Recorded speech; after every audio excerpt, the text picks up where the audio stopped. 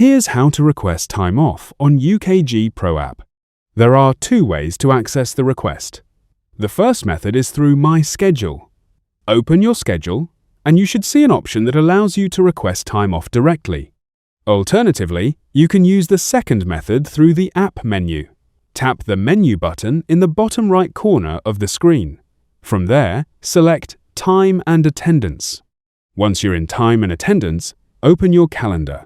On the calendar screen, look for the Request button and tap it. You should then see the Time Off option. Select Time Off Request to begin.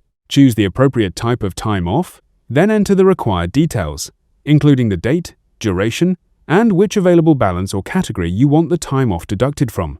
After entering all the information, review your request carefully to make sure the details are correct. When everything looks good, submit the request. And that's it. So that's all for this video. Thanks.